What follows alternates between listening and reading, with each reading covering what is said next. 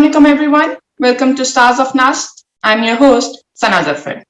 आज भी हम आपके लाए हैं एक और स्टार को. हमारे साथ हैं doctor Sana Ajmal. Assalamualaikum Sana. Thank you for joining us. Assalamualaikum Sana. Thank you for inviting me for the second time. बहुत अच्छा लग रहा है मुझे आके. Thank you for giving me the honor कि मैं आपका दूसरी दफा इंटरव्यू कर रही हूँ. फर्स्ट इंटरव्यू काफी फॉर्मल था, सीरियस था. We only talked about your cause. आज हम आपको थोड़ा सा एज ए नस्ट ग्रेजुएट जानने की कोशिश करेंगे. सना ने नस्ट से ग्रेजुएट किया back in 2007 when she completed her telecommunication engineering degree from Military College of Science. इस वक्त सना को फाउंडर हैं और एग्जीक्यूटिव डायरेक्टर हैं एट मीठी जिंदगी फाउंडेशन. आइए इनसे मिलते हैं. जी सना, थैंक यू, आपने टाइम निकाला. आप काफी बिजी हैं, बहुत कुछ चल रहा है, but thank you so much कि आपने मैनेज कर लिया. Thank you so much. It's बहुत मुझे अच्छा लग रहा है आकर. यस, टाइम थोड़ा सा इस वक्त अजीब सा है बिकॉज वर्ल्ड डायबिटीज डे आने वाला है और बहुत सारे काम इस वक्त जो है ना वो दिन में है. But I really wanted to be with you. बहुत अच्छा लगा. Thank you so much. Sana, इससे पहले कि हम आपकी जरा प्रोफेशनल जर्नी के बारे में जाने मजीद और आपकी degree of engineering and 2 PhD and everything, मैं उससे पहले आपसे थोड़ा सा पर्सनल क्वेश्चन आपकी फैमिली के बारे में पूछना चाहती हूँ. Because I know some of the people already know, but for those who don't know, you are माशाल्लाह 4 sisters and all 4 of you are नस्ट. सो और वो सब स्टार्स हैं माशाल्लाह, तो प्लीज उनके बारे में थोड़ा सा बताइएगा. यू आर द एल्डेस्ट, बाकी सब कहाँ हैं, क्या कर रही हैं? मुझे जो छोटी बहन है Tooba, she did her dentistry from army medical college back in 2007 ही. 2008, and then she went to Chicago after her marriage. वहाँ जाके उसने फिर न्यूयॉर्क यूनिवर्सिटी में एडमिशन लिया, वहाँ से DDS किया. She is now a dentist in America. She runs her own private practice. उससे छोटी है Hamda went to Karachi after her marriage, and then they went on to Ireland. वहाँ से जाके उसने अपना PhD complete किया, which has recently been completed. So she is now a PhD in machine learning and is looking for some postdoc options.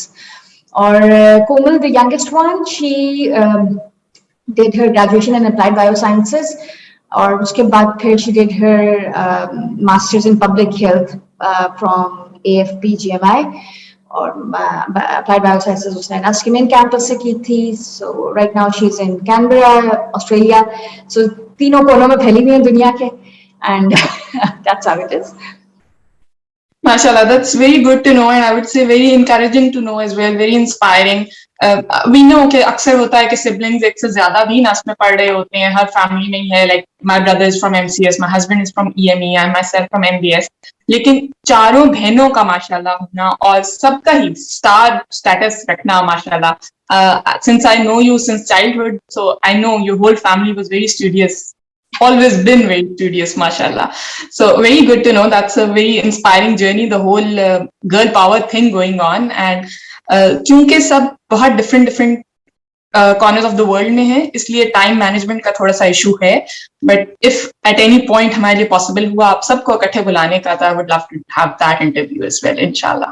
Yes, so Komal और तुबा के लिए the one in Chicago and the one in Canada, like worlds apart. एक का जब सुबह early morning होती है तो दूसरी की late night हो रही होती है. So but anyhow, of course we'll plan something. Yeah, I know. मेरा भी शिकागो से 9 hours का difference है और ऑस्ट्रेलिया से मतलब 9 hours behind Germany, and Australia is 11 hours ahead of us. So it's always nearly impossible. Yeah, but anyhow we'll figure out a way.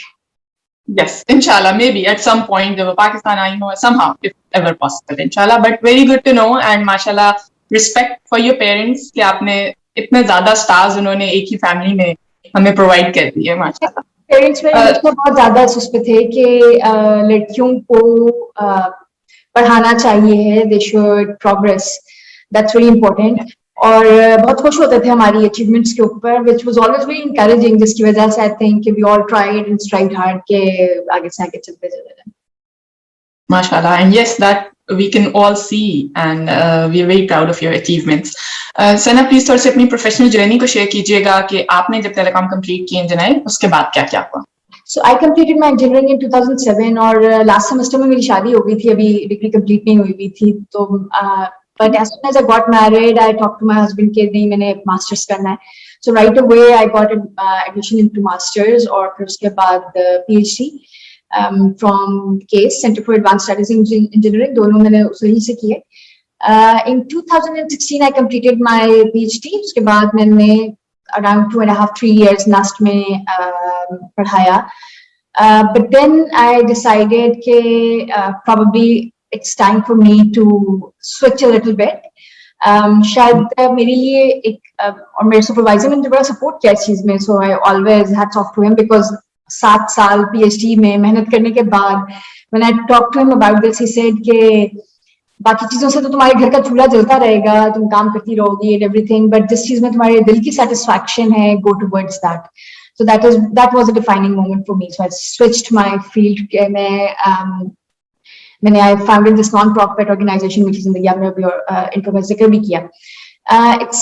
Of course it was a bit different from what I had been trained for and what I had been doing, but I think that was where my passion lied.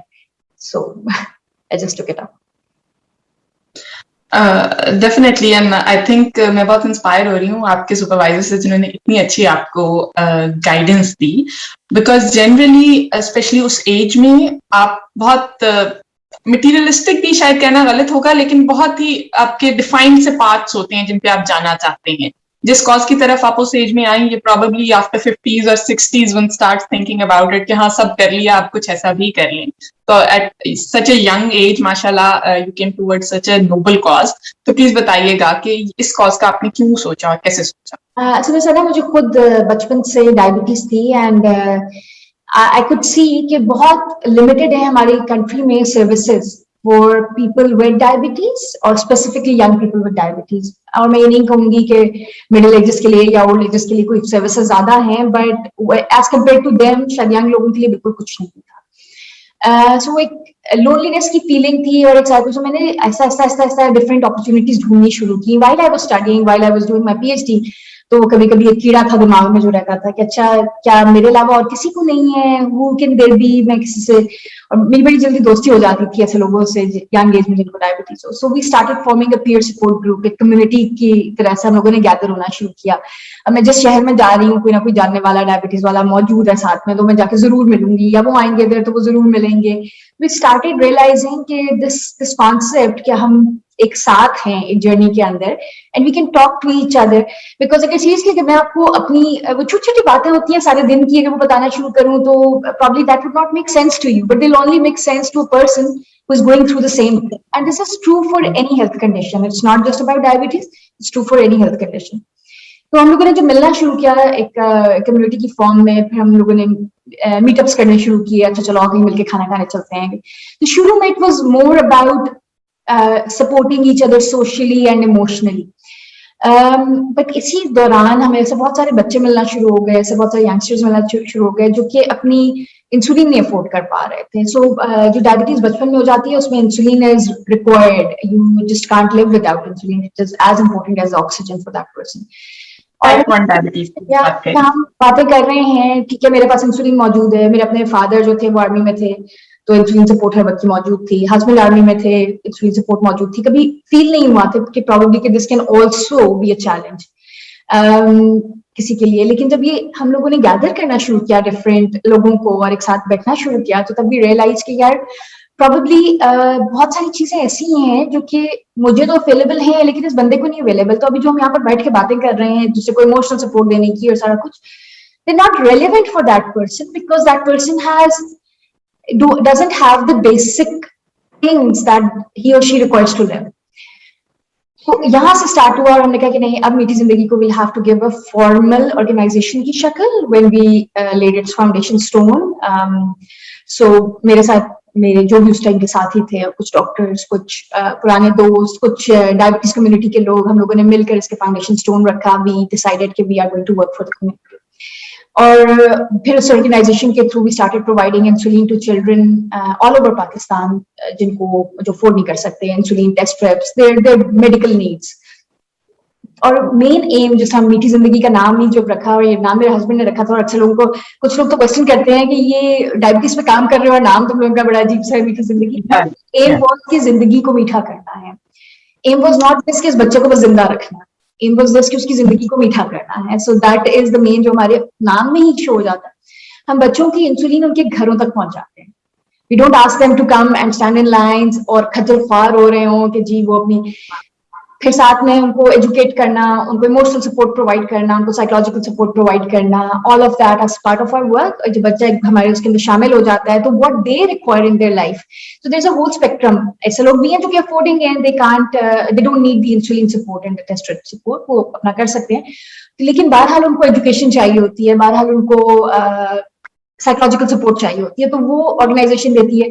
जहां पर एक ऐसा बच्चा आ जाए जिसको insulin भी चाहिए साथ में, तो उसको insulin, education, psychological support, everything, just so that every person with diabetes feels empowered and उसको हम उस होलिस्टिक अप्रोच के थ्रू उसकी जिंदगी को बेहतर बना सकें या मीठा बना सकें, जो कि हमने एक अपना पाथवे बनाया हुआ है कि this is how to achieve great life with diabetes.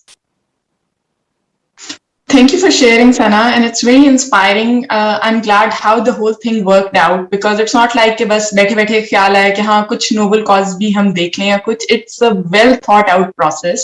और आपने स्पेशली जहाँ बात की कि आप सपोर्ट देने के लिए, एक दूसरे को इमोशनल सपोर्ट देने के लिए, to start with, you started getting to know people. And like you mentioned about type 1 diabetes, I think उसका एक बहुत बड़ा चैलेंज तो अवेयरनेस भी है कि हमारे मुल्क में इतना ज्यादा लोगों को पता ही नहीं है, इवन जो अफोर्ड कर सकते हैं या हुआ who can give emotional support, लेकिन उनको पता ही नहीं है कि ये भी प्रॉब्लम्स हैं।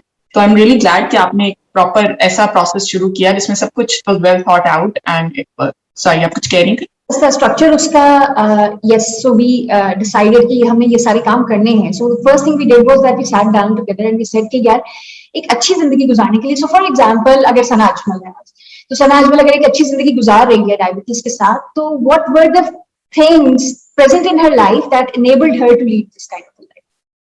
ठीक है, so we started focusing on that. वहां से हम लोगों ने इसको शुरू किया, आप समझो कि सिस्टम के थ्रू डेवलप करना शुरू किया। और फिर हमने नेचुरली, आई वुड नॉट से कि हमने पूरा मैप फिल कर लिया, but yes we do have a full landscape जिसके ऊपर हमें पता है, मालूम है, जिसके अंदर हमने प्रायोरिटाइज किया इन 5 की एरियाज को जिसमें हम अभी काम कर रहे हैं।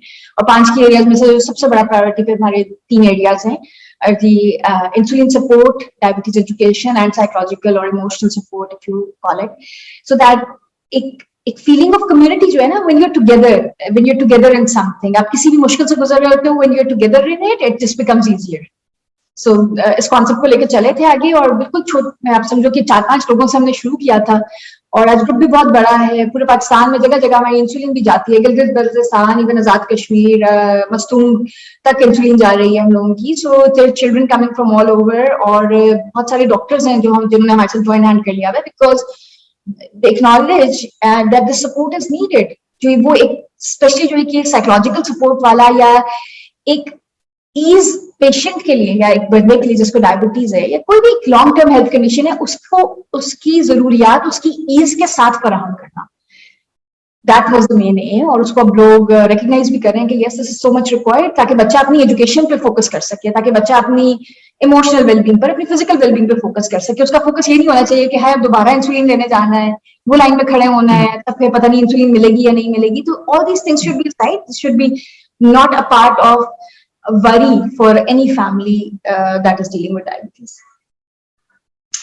सना, तो बहुत अच्छी अप्रोच है, एंड आई थिंक आप लोगों ने बहुत ही क्रिटिकली देख के जो सबसे डिमोटिवेटिंग फैक्टर हो सकता है किसी भी बच्चे के लिए या बड़े के लिए who is struggling with this condition, आपने उसको eliminate किया है, आप उनको provide कर रहे हैं। And I'm very glad that it's not just that you open one NGO and that's it. You want to expand it further. You want to make it better and bigger. I know आपने एक stage पे मुझे भी contact किया था when you wanted to expand into, I think, remote areas like Muzaffargarh and all those areas जहाँ पे इतनी ज्यादा शायद इस चीज की अभी सपोर्ट नहीं है, and you were willing to go into that as well. So that's very very inspiring. और हमारी विशेष आपके साथ हैं, अल्लाह करे इंशाल्लाह एक्सपैंड होता रहे और ज्यादा लोग इससे हेल्प लेते रहें। सना, आपकी थोड़ी सी मैं पर्सनालिटी की तरफ आऊंगी। ऑफ कोर्स आपकी पर्सनालिटी ही है जिसने आपकी प्रोफेशनल जर्नी को भी शेप किया है और आपकी इस कॉज को भी। आपको लगता है कि सर्टेन फैक्टर्स हैं व्हिच एक्चुअली हेल्प यू और may be you developed over time, जिन्होंने आपको इस कॉज की तरफ लेके गए, मोटिवेटेड रखा? आई थिंक मेरे नजदीक जो मैंने चीज डेवलप की, ओवर टाइम ही डेवलप की, ऑफ कोर्स ये पर्सनालिटी का पार्ट नहीं हो सकता। आई think I learn it over time कि सक्सेस को अपने लिए डिफाइन कर लें। सक्सेस आपके लिए क्या है? ठीक है, अगर आपके लिए सक्सेस किसी खास जगह पर या किसी खास फील्ड में जॉब है तो वर्क फॉर दैट। अगर आपके लिए सक्सेस जो है वो एक इजी गोइंग लाइफ है, कंफर्टेबल लाइफ है, work for that. In any case, जैसे अगर मैं अपने लिए सक्सेस देखूं तो मेरे लिए सक्सेस ये थी कि मुझे जो बहुत एक चीज अच्छी लगती है कि जब मुझे कोई दुआ देता है ना और रात को तो मुझे बड़ी सुकून की नींद आती है, मेरे लिए वो success. So that is what I work for. और अगेन नस्ट में जॉब करना बहुत सारे लोगों के लिए ड्रीम हो सकता है, और मुझसे अक्सर लोग कहते थे जब मैं छोड़ भी रही थी कि तुम क्या कर रही हो, मतलब ये वो वाली चीज है कि जिसको लोग people strive for it and you are just letting it go after having it. और अच्छा, मेरा बहुत अच्छा वहां पे टेन्योर जो था वो गुजरा एंड एवरीथिंग, बट आई से मुझे ऐसा लगा कि शायद मैं उस बड़ी चीज का एक छोटा सा पार्ट हूँ, और मैं एक छोटी चीज का जिसको मैं स्टार्ट करूंगी उसको बहुत बड़ा कर सकती हूँ, something that is not there for anyone. और जब मैं ये करूंगी तो I actually make a difference, which is what my definition of success for me is, making a difference for किसी के लिए भी जिसको उसको जरूरत हो, वो चाहे मेरे अपने अपने अंदर। कभी मैं अगर मैं बात करूं इमोशनल सपोर्ट की, तो प्रॉब्लली वो वाला जो काम मैंने किया था अपने लिए किया था, because I needed emotional support. So इसलिए मैंने लोगों को अपने इर्द गिर्द गैदर करना शुरू किया था कि मुझे अच्छा लगने लग गया था उनसे मिलकर। तो चाहे मैं अपने लिए डिफरेंस लेकर आ रही हूँ या किसी और के लिए लेके आई हूँ, creating a difference was the primary definition of success for me, and that is when I decided कि अगर मेरे लिए definition of success ये है तो probably staying in Nust would मुझे वहां पे कोई मना नहीं कर रहा, कोई there can be so many ways of creating a difference, but जो difference मैं create करना चाहती थी वो मैं कर नहीं पा रही थी। होता यह था कि मैं सुबह नस्ट का काम नस्ट में होती थी, शाम को आकर मैं ये वाला काम शुरू कर देती थी, and naturally you can't do 2-3 things together, especially with the family and everything. So I had to prioritize. It was a difficult point कि मैं कहूँ कि उसको choose करना, but I just went after my definition of success कि मेरे लिए definition of success क्या है। मेरे लिए definition of success ये थी कि एक ऐसा long lasting system बना जाऊं जो कि आगे आने वाली कम्युनिटी के लिए, हमारे जो भी डायबिटीज कम्युनिटी, क्योंकि मेरे तो उनके लिए काम है, वो उनके लिए एक मॉडल बन जाए कि जिसको लोग फॉलो करते रहें, जिसके थ्रू लोग फायदा उठाते हैं। It is not just a one time effort. मीठी जिंदगी में कोई भी काम इस तरीके से नहीं होता कि जिसको कहा जाए कि ये बस हो गया और फिर खत्म हो गया। मतलब अगर मैं अभी मीठी जिंदगी से एग्जिट ले लूं तो क्या मीठी जिंदगी गिर जाएगी? नहीं, ऐसा नहीं होगा, because each and every system is well developed and tested based on that. वो लास्ट टाइम मुझे बड़ी अच्छी सिस्टम्स इंजीनियरिंग सिखा दी, और मेरे अक्सर एम्प्लॉइज जो हैं वो मेरे पर हंसते होते हैं कि मैम आप क्या शुरू हो जाती हैं, वो हर चीज का एक डब्बा बनता है, उसका एक इनपुट होती है, आउटपुट होती है, कंट्रोल होता है। तो मुझे वो कायदा कंट्रोल सिस्टम इंजीनियरिंग जो है वो उसके हर प्रोजेक्ट के ऊपर, हर प्रोसेस के ऊपर अप्लाई की जाती है, उसकी एक चीज नोट डाउन की जाती है कि किस तरह होना है, किसने करना है, रिसोर्सेस कहाँ से आएंगे, क्या होगा। कोई भी प्रोजेक्ट हम लोग इस तरह से कि बैठ के सोचा उसको और अगले दिन रोल आउट कर दिया, उस तरीके से हम लोग चलते ही नहीं। बहुत सारे प्रोजेक्ट्स हमारी प्लेट में इस तरह के आते हैं, बहुत सारे लोग सजेस्ट भी करते हैं everything, but every time I ask them to come with me, और आए और बैठे और उसको एक्चुअली डिवैल्यूएट करें, उसको सब सिस्टम में डिवाइड करें, देखें कि हम लोग सस्टेन कर सकते हैं नहीं कर सकते, इम्पैक्ट क्या होगा। If you are putting in this much effort तो उसका इम्पैक्ट क्या होगा। If there is no impact evaluation, और again this is what my studies taught me, वो ना किया होता तो शायद ये ना कर रही होती, तो फिर शायद एक ऐसे फलाई इदारे की तरह चल रही होती जो मेरी जिंदगी तक जारी रहता, और उसके बाद वो सिस्टम खत्म हो जाता। ये करने का मकसद ही सारा का सारा, मुझे लगता है कि अल्लाह मियां ने जो मुझे उससे गुजारा है, उसका वाहिद मकसद यही था कि सना है या नहीं है, मीठी जिंदगी चलती रहेगी।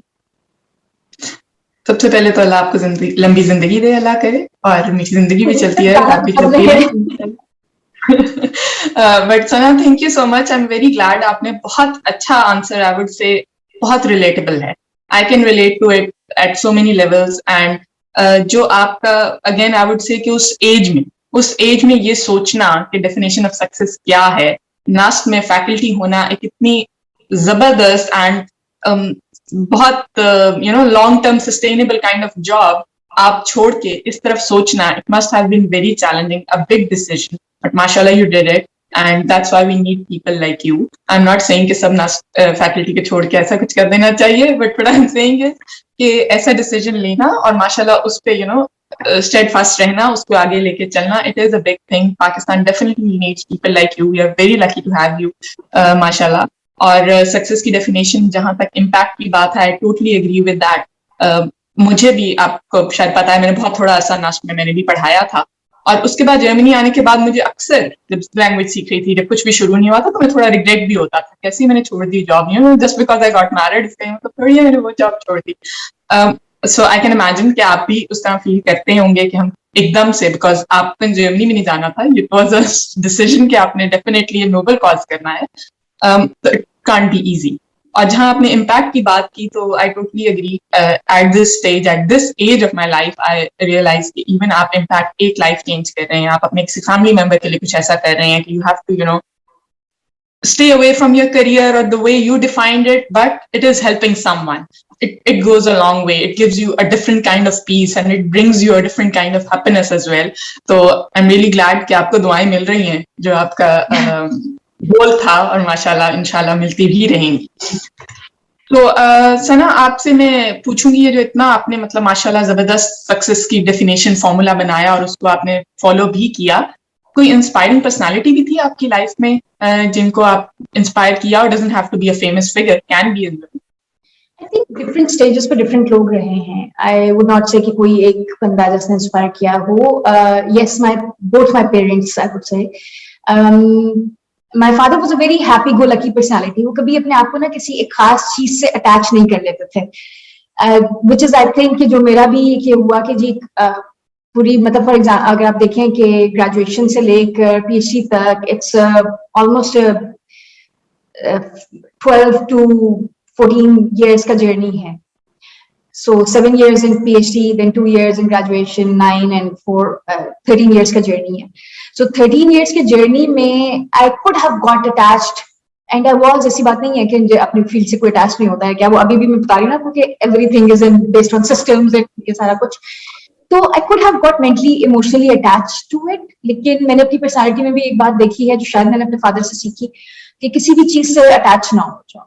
Be willing to change, be willing to grow, be willing to change your paths where and when required, जहाँ पे ठीक लगे वहाँ। मैं ख्याल अपनी मदर से मैंने बहुत ज्यादा हार्ड वर्क करना सीखा, because she was a very hard working woman। वो अपना whenever she was doing something she would put her heart and soul in it। तो एक वो चीज थी जो उनसे ली और सीखी। और एंड देन जो मेरे लिए डिसीजन आसान नहीं था, अगर उसे मेरे सुपरवाइजर ने मुझे ये बात ना बोली होती कि do what your heart tells you to do, तो शायद मैं कभी भी ये डिसीजन ना ले पाती। So I think I would give him the credit कि वो जो इंस्पिरेशन थी वो मुझे उन्हीं से आई कि और ये सक्सेस की डेफिनेशन, उन्होंने मुझसे ये पूछी है बात उस वक्त कि what is the definition of success for you. मैंने कहा peace of mind, peace of heart, कि मुझे ऐसा लगे कि वो चीजें मुझे खुश करती है, वो चीजें मुझे सुकून देती है, मैं वो करना चाहती हूँ। मैंने कहा फिर वही करो जो चीज में सुकून देती है। He could have said this कि तुमने 13 साल लगा दिए सारी चीज के अंदर, within this education time मेरे 2 बच्चे पैदा हुए, उनकी upbringing, everything, it was a tough time and he has been with me through it, क्योंकि उनके ये दोनों मेरे बेबीज में एक मास्टर्स के दौरान और एक पीएचडी के दौरान हुआ, and he supported me through it. तो अब उसके बाद और एक चीज और जो मैंने डॉक्टर आमिर से बहुत ज्यादा सीखी, दैट वाज कि to create ease for everyone. मैं ड्यूरिंग माई पीएचडी जब मेरे थीसिस का टाइम होता था, तो what he would tell me कि कोई बात नहीं, बच्चे हैं, छोटे हैं, या किसी टाइम पर when I was expecting and I could not actually make it to university all the time, तो मुझे कहते थे कि टेक्नोलॉजी आ गई है, and if the two of us being engineers can't use it to our advantage, इसका काम क्या है। तो हमारी जो सुपरवाइजर एंड मेरी मीटिंग होती थी मेरे काम के ऊपर, वो जनरली ऑन स्काइप थी। उस टाइम पर जूम नहीं था, जनरली ऑन स्काइप होती थी। मैं उनको अपना काम भेज दिया करती थी, हम स्काइप पे मीटिंग कर लेते थे, मैं उन्हें बता देती थी, वो सवाल जवाब कर लेते थे, मुझे काम बता देते थे, मैं कर लेती थी। So we have been doing this, जिसको अब आके कोविड के दौर में, कोविड ने बिकॉज एक हमारे ऊपर एक ऐसा सिस्टम क्रिएट कर दिया कि we had no options but to do this, and people are now realizing कि this can create ease for people. He let me do that so many years ago, yeah, because और ये चीज ने मुझे ये सिखाया कि हमेशा ईज क्रिएट करो लोगों के लिए, हमेशा don't make things difficult, make it easy for people to achieve what they want to achieve, provided they work hard for it. मतलब he would never compromise on the quality. वो मुझसे जहां पे ये लगे ना कि क्वालिटी में कुछ चीज कम है या क्या, तो वो उसको फॉरन पॉइंट आउट करते थे, फॉरन he would tell me what to do, what not to do, कहाँ पे मैं गलत जा रही हूँ। But when it came to this कि जी मुझे उठ के आना है just to show him the work, या क्या, तो he would never raise a finger on that. And second, timelines, मतलब हो सकता था कि सारे काम से मेरी timelines affect होना शुरू हो जाती हैं. वो this is what he said to me on the day one. देखो timelines तुम्हारी हैं, PhD तुमने करनी, तुम्हें पता होना चाहिए तुम्हें कैसे में करनी है और कैसे मैनेज करनी. मैनेज करके मुझे काम सही करके दिखा दो. I don't have any issues with you coming or not coming, meeting me in person or not meeting me in person.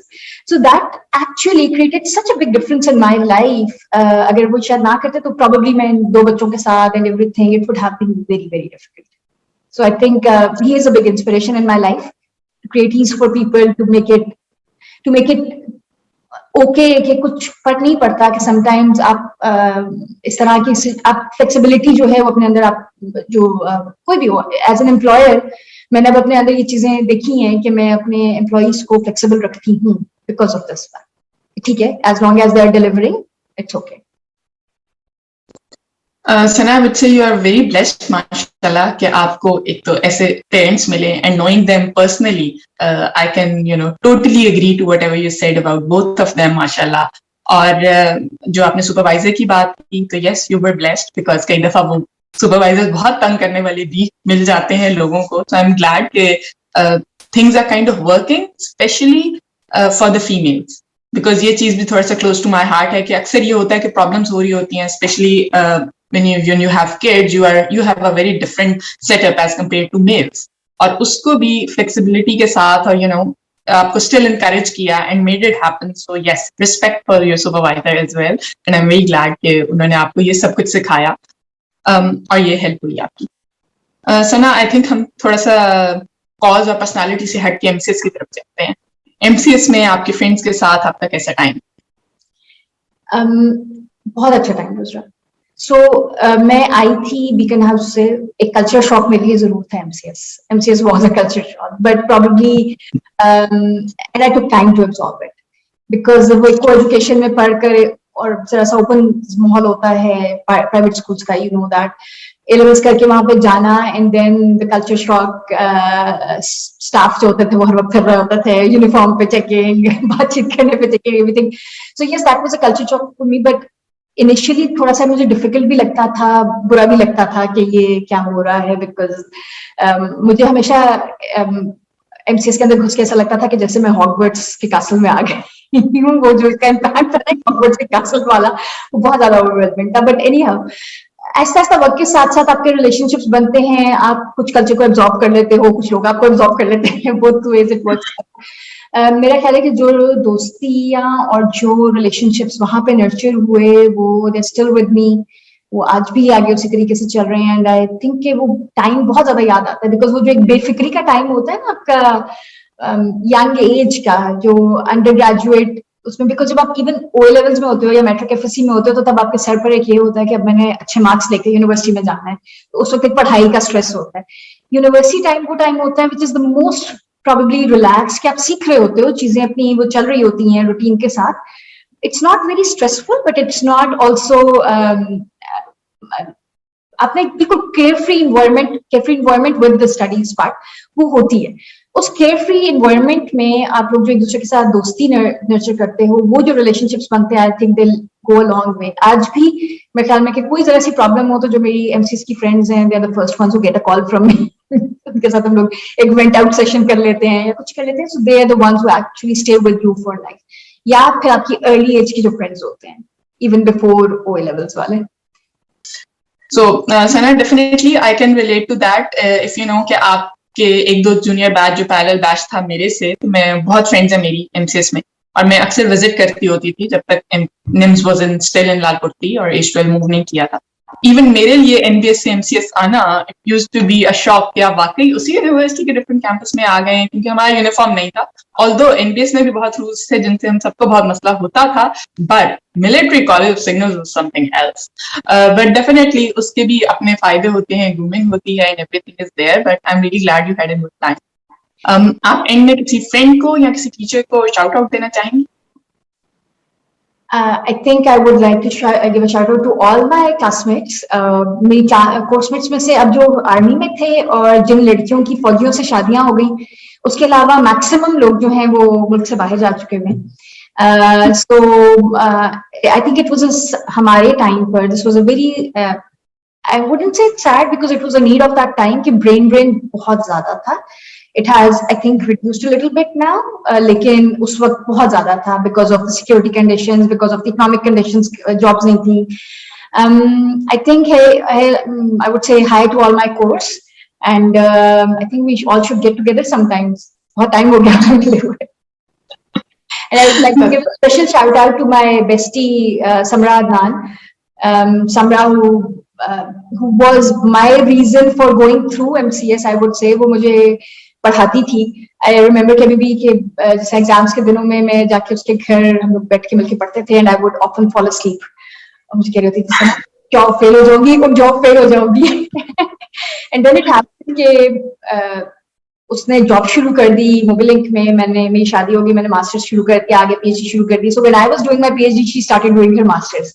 उसका मास्टर्स को मैंने उसको करवाया. तो हम लोग अक्सर बात करते कि देखो रिवर्सल ऑफ रोल्स हो गया यहाँ पर, कि पहले उसने मुझे, अगर शी वाज नॉट देयर तो I don't think I would have passed MCS. But I think I give मेरी पढ़ाई के पीछे और स्पेशली जो अंडरग्रेड ईयर्स की वो थी उसके पीछे she has a huge role to play. So thank you Samar for that. Very glad to know कितना आपका जबरदस्त सपोर्ट सिस्टम था. And yes I think undergrad के जो आपकी फ्रेंडशिप होती है उसमें जो आप सही फाउंडेशन बनते हैं एक दूसरे के लिए, you know, you would stay nights up just to help the other person. आपके ग्रेड का उससे कोई ताल्लुक भी ना हो, और this is something you can probably never forget all your life. और वो बेचारी मुझे पढ़ा के जो है, मतलब जो चीजें उसको पता भी होती थी बहुत अच्छी आती थी, वो मुझे बार बार करवा रही होती थी जस्ट टू मेक श्योर कि मुझे समझ आ जाए. So I think friends like these are a blessing for anyone, or yeah, I'm blessed to have her as well. Indeed. Sana, thank you so much. It's always fun to have a namesake, and it's always fun to talk about all these memories. और आपके cause के बारे में भी हमें और पता चला, आपकी बहनों के बारे में पता चला. उन सबको भी हम सब की तरफ से best wishes, और इंशाल्लाह, like we talked about it, we will try to bring them here. Inshallah. आपके टाइम में पाकिस्तान चक्कर लगाओ तो let's meet up. I think inshallah. Let's hope COVID lets us travel smoothly now. So inshallah, definitely, and we'll try to know more about your cause by visiting it if possible. So thank you very much. आपकी patience का भी बहुत शुक्रिया. थोड़े से problem आ रही थी बीच में, but you have been very helpful, and like you said, your supervisor taught you to be flexible and create ease. I could see that. So thank you very much for that. Thank you, Sana. Apne time nikala aur apne join kiya. Thank you everyone for watching as well. Allah Hafiz.